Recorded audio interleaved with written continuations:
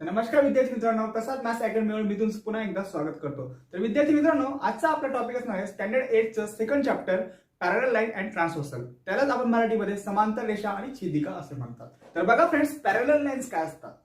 Parallel lines तुम्ही कोणाला म्हणणार? जर डेफिनेशन जर म्हणायला गेलं तर तुम्हाला असं करता येईल, the line which does not intersect to each other that's line is known as parallel line. ठीक आहे. आणि तुमची पुस्तकाची डेफिनेशन काय म्हणते? The line which are in same plane which does not intersect to each other that's line is known as parallel line. ठीक आहे. तर तुमच्या पुस्तकाचं डेफिनेशन काय म्हणते बघा. एखादी लाईन, सपोज एक लाईन्स आहे म्हणजे हा एक प्लेन आहे. ठीक आहे. या प्लेन मध्ये दोन लाईन्स असतील. ठीक आहे.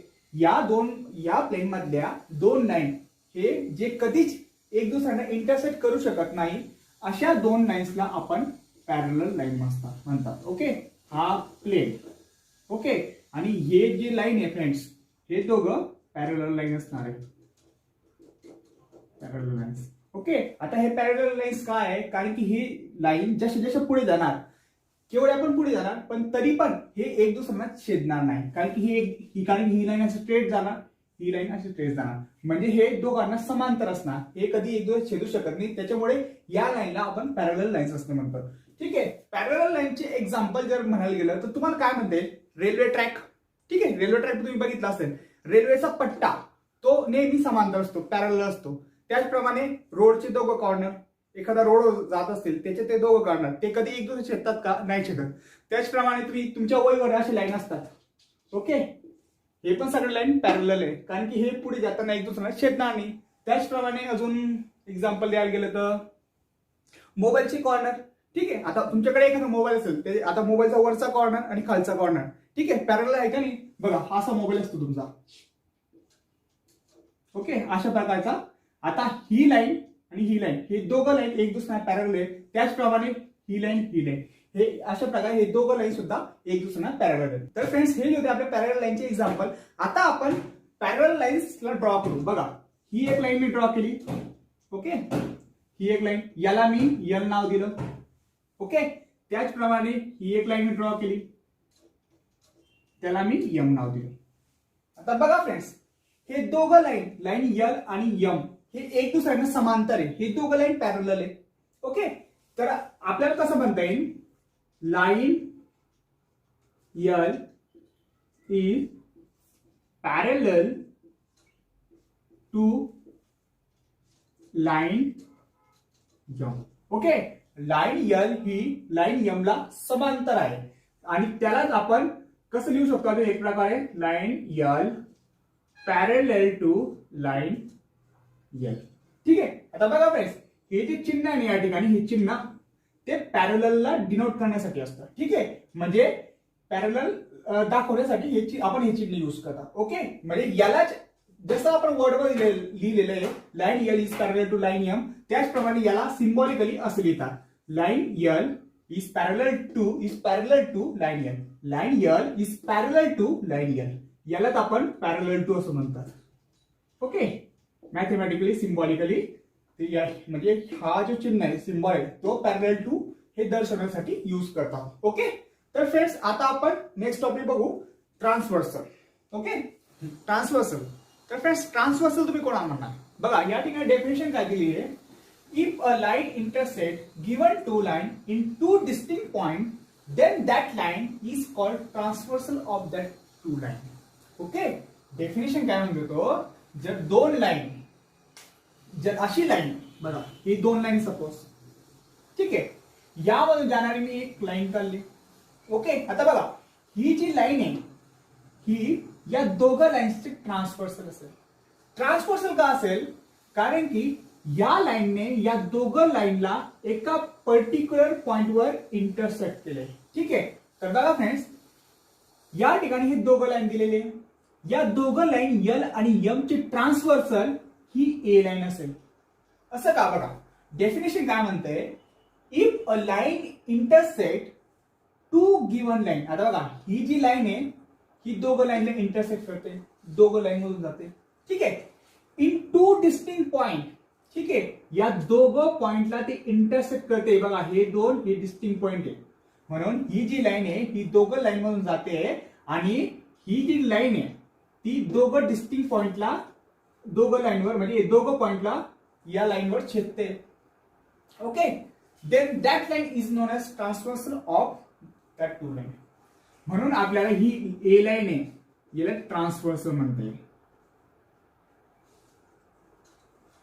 ट्रान्सव्हर्सल का म्हटलं, कारण की ही जी लाईन आहे ही दोघं लाईनला इंटरसेक्ट करते एका ठराविक पॉइंटवर. ओके, त्या पॉइंटला मी पी नाव देऊन देतो आणि क्यू नाव देऊन देतो. ओके, म्हणून ही ए लाईनला आपण या दोघं लाईनचे ट्रान्सव्हर्सल असं म्हणणार. तर काय लिहिणार तुम्ही हिअर फ्रॉम द फिगर वरून काय लिहिणार, line A is transversal of line M and transversal of line L and M. Okay, आता बघा लाईन L आणि M ची ट्रान्सव्हर्सल कुठली आहे, लाईन A आहे. ठीक आहे, असं लाईन A का ट्रान्सव्हर्सल आहे, कारण की लाईन A ने दोघी ठिकाणी, लाईन ए ने दोघी पॉइंट्सला एका ठराविक पॉइंटवर छेदलेले, इंटरसेक्ट केलेले. That's why we can say that line A is transversal of line M and line M. Okay, तर हे तर पॅरलल लाईनची ट्रान्सव्हर्सल. ठीक आहे, आता ट्रान्सव्हर्सल म्हणजे तुम्ही बघा एक लाईन अशी असली, एक लाईन अशी असली, इथून जाणारी, आता ही सुद्धा या दोघं लाईनची ट्रान्सव्हर्सल असेल. ठीक आहे, कारण की ट्रान्सव्हर्सलची डेफिनेशन काय म्हणते, अशी लाईन की ज्या दोन लाईनला एका पर्टिक्युलर पॉइंटवर इंटरसेक्ट करतात. ठीक आहे, ती ट्रान्सव्हर्सल असेल. म्हणजे ते लाईन पॅरलल असो किंवा पॅरलल नसो, फक्त अशी लाईन पाहिजे की इथे ठराविक पॉइंटला इंटरसेक्ट करेल. आता बघा ह्या ठिकाणी मी ही अशी लाईन काढली आणि या ठिकाणी अशी लाईन काढली. ओके, आता हे दोघं लाईन पॅरलल आहे का, नाहीये. पण या दोघं लाईन मधून अशी एक लाईन जाणार की ज्या दोघं पर्टिक्युलर पॉइंटला ते इंटरसेक्ट करणार, तर अशा लाईनला आपण ट्रान्सव्हर्सल म्हणणार. ओके, म्हणजे ट्रान्सव्हर्सल मध्ये हे मॅटर करत नाही की लाईन पॅरललच पाहिजे. ठीक आहे, लाईन कशाही असू शकतात, ते इंटरसेक्टिंग लाईन असल्या तरी चालेल. फक्त ट्रान्सव्हर्सल मध्ये काय मॅटर करतं की ट्रान्सव्हर्सल मध्ये काय की अशी लाईन की ज्या दोन लाईनना एका पर्टिक्युलर पॉइंटला छेदते, त्याला आपण ट्रान्सव्हर्सल म्हणतात. ठीक आहे, आता या ठिकाणी आपण पॅरलल लाईन घेतल्या आहेत, त्याच्यामुळे ट्रान्सफर केले. ठीक आहे, म्हणजे कशी लाईन देऊ शकता, ती अशी ही ट्रान्सव्हर्सल असेल. बघा friends, angle made by transversal. Okay, आता बघा या डायग्राम वरून तुम्हाला काय दिसतंय, बघा हे दोघं लाईन आहे. ठीक आहे, ऍक्च्युली हे इंटरसेक्टिंग लाईन आहे. इंटरसेक्टिंग का, कारण जशी जशी लाईन पुढे जाणार हे दोघं एक दुसऱ्याला इंटरसेक्ट करणार. ओके, हे इंटरसेक्टिंग लाईन आहे. आता या दोघं लाईन वरून ही एक लाईन जाते. ठीक आहे, म्हणजे या दोघं लाईनला ही लाईन एक ठराविक पॉइंटला इंटरसेक्ट करते. त्यामुळे line P and Q and line R आणि एस ची ट्रान्सव्हर्सल लाईन ए असेल, line AT. Okay, line AT ही पी क्यू आणि आर एस यांची ट्रान्सव्हर्सल असेल. ओके, कोणत्या पॉइंटला त्यांनी छेदलंय, एम आणि एन ला. ठीक आहे, म्हणजे AT is transversal of line P Q and R S. Okay, आता बघा ही जी ट्रान्सव्हर्सल आहे एम आणि एन पॉइंटला पर्टिक्युलर लाईनला छेदणारी, याच्यामुळे या ट्रान्सव्हर्सलमुळे या ठिकाणी 4 अँगल तयार होणार आणि या ठिकाणी 4 अँगल तयार होणार. बघा हा एक अँगल, ठीक आहे, हा सेकंड अँगल, हा थर्ड अँगल, या फोर्थ अँगल. ओके, 4 अँगल तयार होतात ना या ट्रान्सव्हर्सलच्या डिस्टिंक्ट पॉइंट मध्ये. म्हणजे या ट्रान्सव्हर्सलमुळे या ठिकाणी 4 अँगल तयार होत आहे. त्याचप्रमाणे या ठिकाणी पण या ट्रान्सव्हर्सलमुळे 4 अँगल तयार होणार. हा एक अँगल, हा एक अँगल, हा एक अँगल आणि हा एक अँगल. ओके, तर बघा फ्रेंड्स, या ठिकाणी तुम्हाला फिगर दिसते. ठीक आहे, या फिगरची ट्रान्सव्हर्सल कुठली आहे, S T. Okay, S T ही ट्रान्सव्हर्सल आहे आणि या ट्रान्सव्हर्सलमुळे या दोघं इंटरसेक्टिंग पॉइंटला 4 अँगल तयार झाले. या ठिकाणी 4 अँगल आणि या ठिकाणी 4 अँगल तयार झाले. ठीक आहे, त्या अँगलला मी 1 2 3 4 5 6 7 8 असं नाव देऊ दिलं. ठीक आहे, तर फ्रेंड्स आपल्याला या डायग्राम मध्ये करस्पॉन्डिंग अँगल कोणते हे बघायचंय. ठीक आहे, तर मग करस्पॉन्डिंग अँगलची डेफिनेशन काय, ते बघा पेअर ऑफ करस्पॉन्डिंग अँगल तो काय म्हणतोय बघा. करस्पॉन्डिंग अँगलची डेफिनेशन तो काय म्हणतोय. If the arm of transversal of the pair of angle are in same direction and other arm are on the same side of transversal then it's called pair of corresponding angle. तर बघा काय म्हणतोय तो. If the arm of transversal. तर बघा friends, suppose मी हा एक angle consider केला बघा, हा 2. ओके, यस, हा जो अँगल आहे फ्रेंड्स त्याला तात्पुरता कन्सिडर केला. आता बघा तो अँगल कसा आहे. ओके, हा तो अँगल आहे. आता बघा मी काय करणार, या अँगल मध्ये या एवढ्या अँगल मध्ये ट्रान्सव्हर्सलची आर्म कोणती आहे. ही जी आर्म आहे ही ट्रान्सव्हर्सलची आर्म आहे. ठीक आहे, म्हणजे ही जी आर्म आहे फ्रेंड्स ही आपली ट्रान्सव्हर्सलची आर्म आहे. ओके, आणि त्याची अदर आर्म कुठली आहे. ही जी आर्म आहे. ओके बघा, ही जी आर्म आहे ही त्याची अदर आर्म असेल. ओके, हा 2 एक अँगल मी कन्सिडर केला. त्याचप्रमाणे हा एक अँगल कन्सिडर करतो 6. ओके, त्याची बघा तो कसा अँगल आहे, अशा टाईपचा. बघा याची ट्रान्सव्हर्सलची आर्म कुठली आहे. ठीक आहे, इथून ते यस पर्यंत इथे त्याची ट्रान्सव्हर्सलची आर्म आहे. त्याचप्रमाणे ही जी आर्म आहे ती त्याची अदर आर्म आहे. ओके, तर मग डेफिनेशन काय म्हणते बघा. द आर्म, बघा डेफिनेशन काय म्हणते बघा. If the arm on the transversal of the pair of angle. आता हे 2 pair of angle me consider केले, 2 आणि 6. ओके, आता बघा या दोघं अँगलची ट्रान्सव्हर्सल आर्म या सेम डायरेक्शनला जाते. बघा या दोघं अँगलची ट्रान्सव्हर्सल आर्म ही आहे जी की सेम डायरेक्शनला जाते, सेम डायरेक्शनला. ओके, सेम डायरेक्शन जाते आणि त्यांची अदर आर्म सुद्धा सेम डायरेक्शनला जाते बघा. ठीक आहे, जर अशी कंडिशन असेल तर हे दोघं अँगल हे करस्पॉन्डिंग पेअर ऑफ अँगल असतील. करस्पॉन्डिंग पेअर ऑफ अँगल असतील. ठीक आहे, corresponding pair of angle definition काय म्हणते. If the arm of transversal of the pair of angle are in same direction, arm of transversal is same direction and other arm of angle, pair of angle are in also same direction. That's angle, those angle is known as corresponding pair of angle. म्हणून या ठिकाणी angle 2 आणि angle 6 हे corresponding pair of angle असतील. ठीक आहे, bye the definition. तर बघा फ्रेंड्स, आपल्याला या डायग्राम वरनं करस्पॉन्डिंग अँगलची पेअर शोधायची. ठीक आहे, तर मग पहिली जोडी काय आहे, 2 आणि 6 आपण ऑलरेडी शोधून काढली by the definition. Okay, angle 2 and angle 6,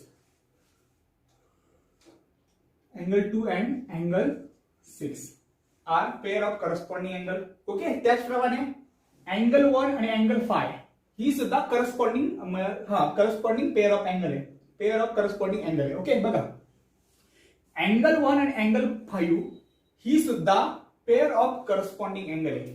असं का बघा, 1 बघा हा 1 आणि 5 ची ट्रान्सव्हर्सल आर्म कुठली आहे, ही आहे.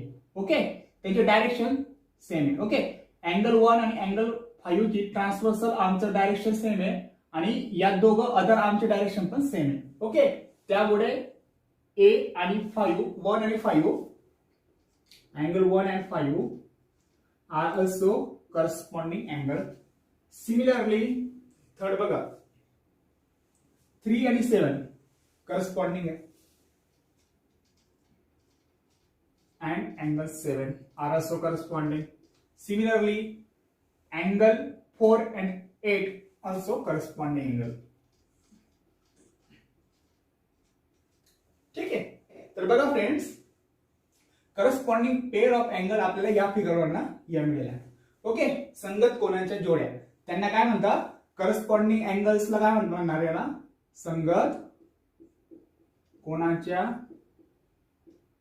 जोड्या. ओके, या आपल्या संगत कोनांच्या जोड्या असते. ओके, आता नेक्स्ट बघू interior angle.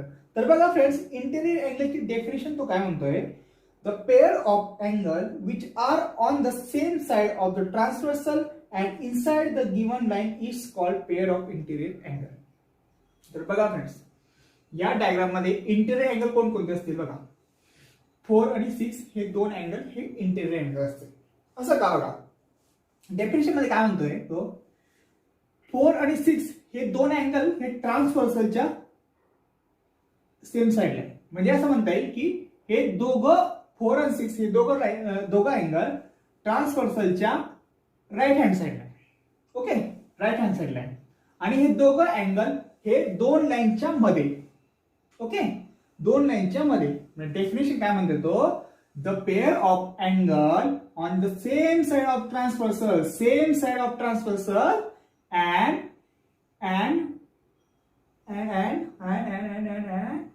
and inside the two given line. बघा हे बघा 4 आणि 6 हे दोन अँगल हे ट्रान्सव्हर्सलच्या सेम साइडला आहे आणि हे दोघं लाईनच्या मध्ये. त्याच्यामुळे हे अँगल ते इंटेरियर अँगल असते. ओके, तर बघा या ठिकाणी इंटेरियर अँगलची जोडी कोणती बघा. आता या फिगरवर ना आपल्याला इंटेरियर अँगलची जोड्या शोधायच्या आहेत. तर या ठिकाणी इंटेरियर अँगल कोणते, 4 आणि 6.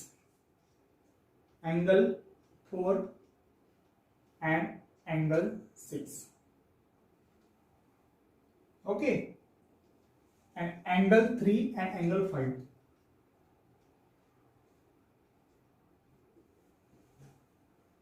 बघा फ्रेंड्स, या इंटेरियर अँगल कोण कोणते, 4 आणि 6 आणि 3 आणि 5 हे दोन अँगलच्या जोड्या हे इंटेरियर अँगलच्या जोड्या असतील. बघा 3 आणि 5 ही इंटेरियर अँगल आहे का, बघा ट्रान्सव्हर्सलच्या सेम साइडला आहे. ठीक आहे, दोघं ट्रान्सव्हर्सलच्या सेम साइडला आहे आणि दोघं अँगल 3 आणि 5 हे लाईनच्या इनसाइड आहे, दोघं लाईनच्या मध्ये. That's why we can say that angle 4 and angle 6 and angle 3 and angle 5 are pair of interior angles. Interior angles. ठीक आहे, अंतर कोनातील जोड्या. ओके, आता नेक्स्ट कन्सेप्ट बघू. नेक्स्ट कन्सेप्ट काय आहे, अल्टरनेट अँगल. अल्टरनेट अँगल, तर बघा फ्रेंड्स, अल्टरनेट अँगल डेफिनेशन काय म्हणतात, pair of angle which are on opposite side of transversal and their arm on the transversal show the opposite direction is called pair of alternate angle. तर बघा friends, या फिगरवर ना तुम्ही alternate angle कोणाला म्हणणार. बघा अल्टरनेट अँगल डेफिनेशन काय म्हणतोय, अँगलच्या अशा जोड्या. सपोज आपण दोन अँगल कन्सिडर केले. सपोज मी 4 आणि 5 हा एक अँगल कन्सिडर करतो. ठीक आहे, आता बघा 4 हा अँगल हा ट्रान्सव्हर्सलच्या राईट हँड साइडला आहे आणि 5 हा अँगल ट्रान्सव्हर्सलच्या लेफ्ट हँड साइडला आहे. ओके, म्हणजे हे दोघं अँगल ट्रान्सव्हर्सलच्या अपोजिट डायरेक्शनला आहे. ओके, आणि याची दुसरी आर्म बघा, ही याची सेकंड आर्म आहे. ओके, आणि ही याची सेकंड आर्म आहे. याचे आर्म्स या वेगवेगळ्या डायरेक्शनला आहे. बघा ही या डायरेक्शनला, ही या डायरेक्शनला आहे. ओके, म्हणजे अशा अँगल्सला, अशी कंडिशन तयार करणाऱ्या अँगलला आपण अल्टरनेट अँगल असं म्हणणार. ओके, तर फ्रेंड्स अल्टरनेट अँगलचे दोन प्रकार आहे. बघा फर्स्ट अल्टरनेट अँगल आहे interior alternate angles and second है exterior alternate angle.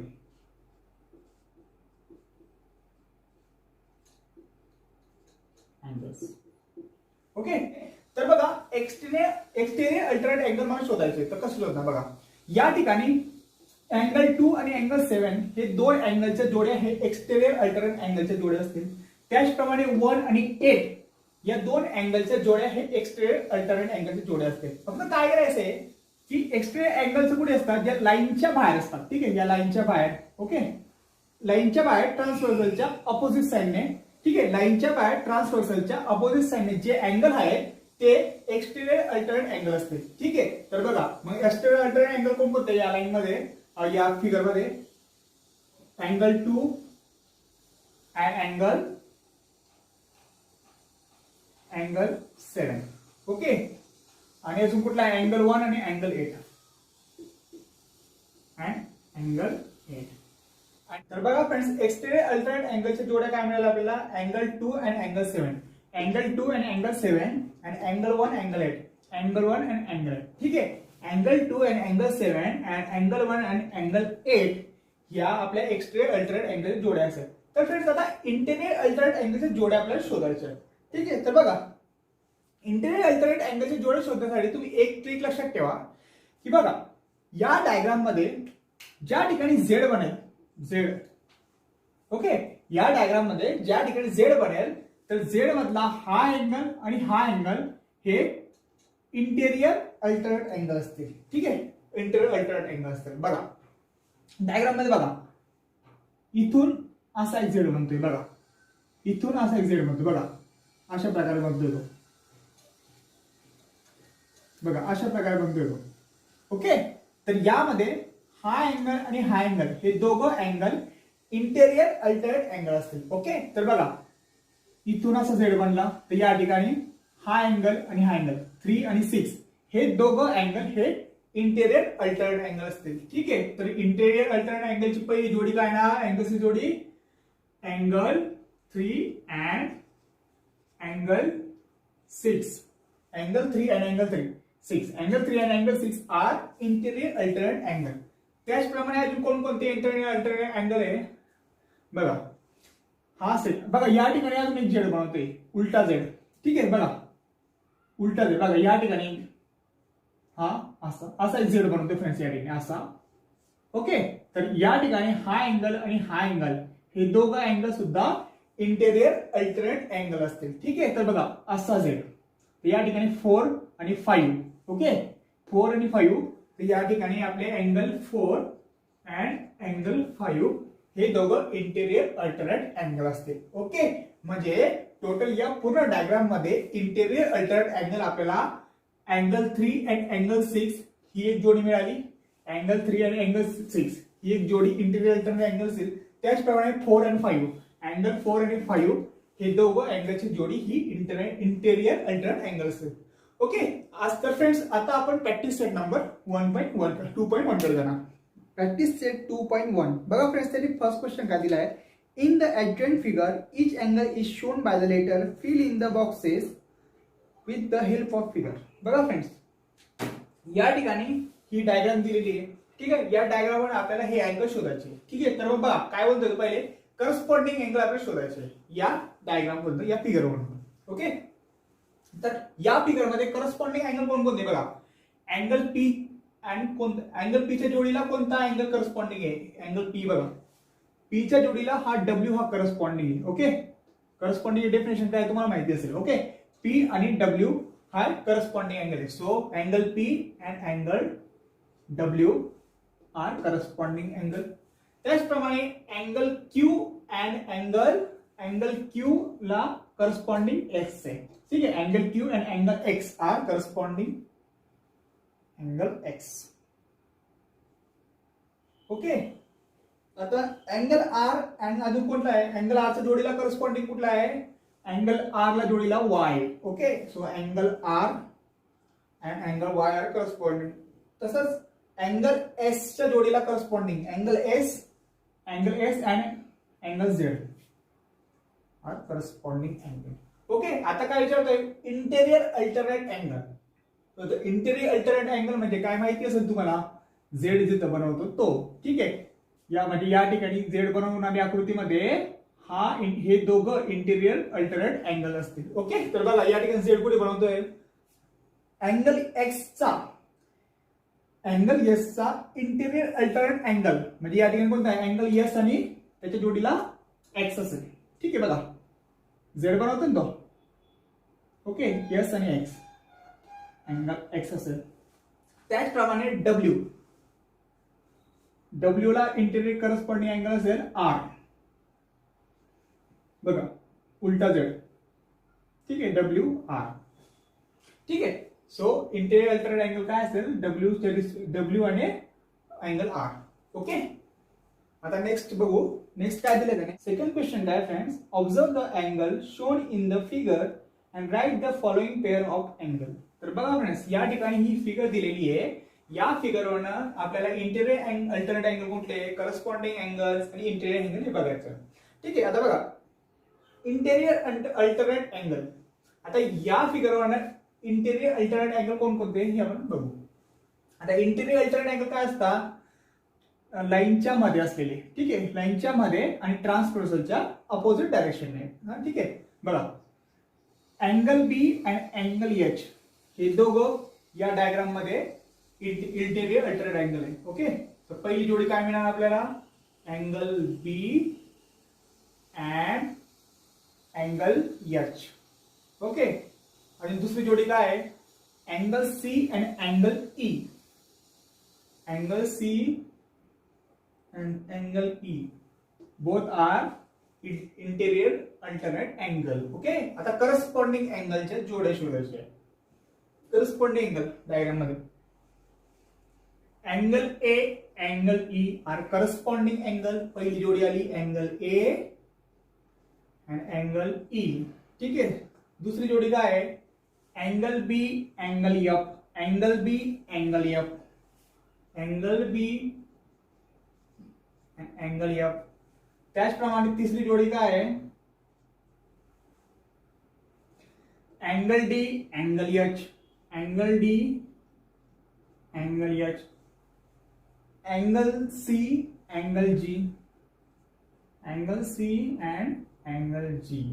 ठीक आहे, तर हे चार जोड्या आपल्या या फिगरमध्ये करस्पॉन्डिंग अँगलचे असतील. Interior angle. आता इंटेरियर अँगल कोणते आहे बघा, या डायग्राम मध्ये इंटेरियर अँगल कोणते आहे? Angle B and angle E ही एक जोडी इंटेरियर अँगलची आहे. Okay, angle B and angle E. Okay, त्यानंतर angle C and angle H. Angle C and angle H. B E C H हे दोन जोड्या हे आपले इंटेरियर अँगलचे असतील. ठीक आहे, तर फ्रेंड्स आशा करतो आजचे लेक्चर तुम्हाला चांगल्या पद्धतीने समजलं असेल. जर व्हिडिओ आवडला असेल फ्रेंड्स तर नक्की शेअर करा, सबस्क्राईब करा आणि नोटिफिकेशन बेल आयकॉन दाबणं विसरू नका, जेणेकरून आपल्या चॅनलवर मी नवीन व्हिडिओ अपलोड करणार त्याचं तुम्हाला नोटिफिकेशन मिळत राहील. ठीक आहे फ्रेंड्स.